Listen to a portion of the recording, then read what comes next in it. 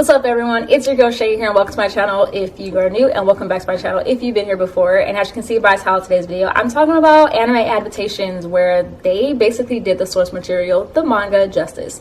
Now in my previous video I did talk about manga, where I felt like the manga was superior to the anime, and so I decided to switch it around a little bit for this time. Now I did choose a few anime on this list that I felt the adaptations were amazing, and this is purely based off of my own opinion, so it's okay if you guys do not agree with me. I also do plan to do more videos like this in the future, so I plan to do like a part 2 to my previous one and a part 2 to this one. I just happen to realize though that I tend to read a lot of manga that don't have anime adaptations yet, and I do need to go back and actually read some of the source material from some of my favorite animes as well. So let's get to this list, and I hope you guys enjoy this video. Now the first anime I have on this list is Kushigi Yugi, and Kushigi Yugi is about a girl by the name of Miyaka who ends up getting sucked into the book The Universe of the Four Gods, and she has to help the celestial warriors as well as return back to her homeworld. The reason why I put this on this list is because I watched the anime years ago but didn't actually read the source material until last year while doing a readathon that was hosted by a friend of mine. And while reading the manga, I realized just how well the anime adaptation was done. It literally had some shot for shots as I saw like in the panels of the manga, and I also realized that it just really still just sucked me in. I didn't feel like while reading the manga that I got anything more from the story. It just overall just felt good to read the source material as well and to be able to finally compare the two, and I realized that the anime adaptation of it did it justice. Am I saying you shouldn't read the manga? No, I still recommend reading the manga as well as watching the anime. They both are great and they both are amazing. So the next one I have on this list is Death Note. Now just like Kushigi Yugi, I watched Death Note years ago, and basically what it's about is about a boy by the name of Light Yagami who comes across a Death Note, a notebook that was dropped onto Earth by the Shinigami Ryuk, and basically once he learns what this book can do, he basically sets out trying to create a new world. This is an amazing anime and I absolutely love it. And just like Kushigi Yugi, I didn't read the manga, didn't read the source material until last year. And what was I even thinking? The manga is amazing, and literally while I was reading the manga, I also, just like Kushigi Yugi, realized that the anime did it justice.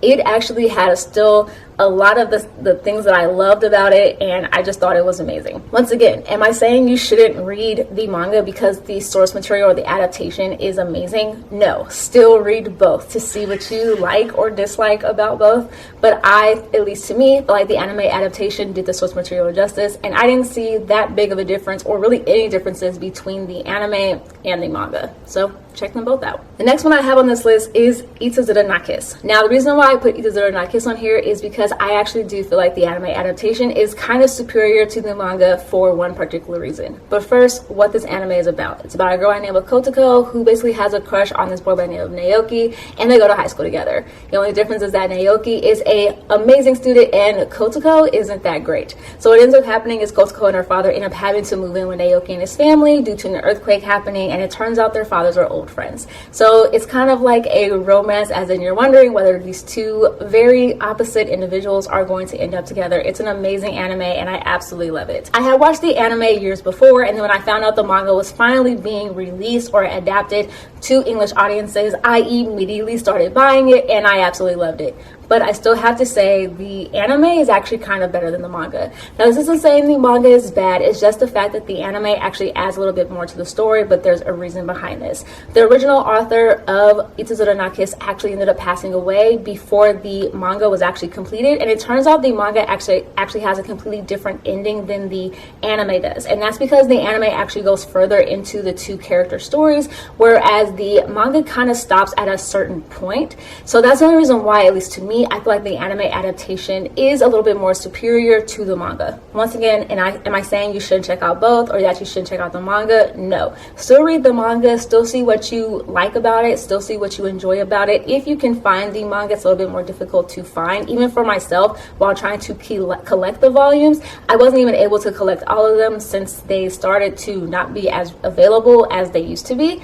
But I still recommend checking out both. They're an amazing story, and the anime adaptation is utterly really amazing because it leaves you with a warm, happy feeling inside and just a sense of completion, which is why I was surprised when I found out that the manga was actually never completed. So last and final anime I have on this list is a little bit different, as in it is not actually a series, it is actually a movie, and the movie is A Silent Voice. Now, I actually read the manga before watching this movie, and when I went into watching the movie, I kind of thought that some things were going to be removed, but actually it wasn't, and I was greatly surprised. Now, what this movie was about is about a boy by the name of Shoya, who actually is a huge bully. He ends up meeting a girl when they're in elementary school, and her name is Shoko. And Shoko, it turns out, is deaf, so he bullies her relentlessly until her mother actually ends up pulling her out of the school. Later, once they grow up and he's a lot older, it turns out that the bully is now the bullied. So now he's kind of, you know, a loner and kind of by himself until he meets up with Shoko again, and then he starts to try to really become her friend and to show her that he has changed.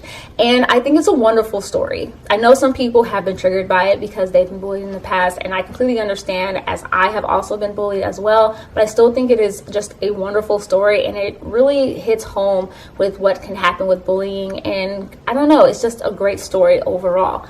But I have to say that the anime movie adaptation of this manga was amazing. It was done very well. A lot of the great sequences that I saw in the manga, like there's periods of time where the character has X's over people's faces that are around him, just as a way to show just how closed off he is in the world and closed off to those around him. And to see that animated on a big screen or in a movie was amazing, because it still gave me the same feeling when I read the manga. It gave me that same feeling when I was sitting in the movie theater, and that same expectation, or that same just that same feeling. So I have to say it was really amazing, and it was great to watch.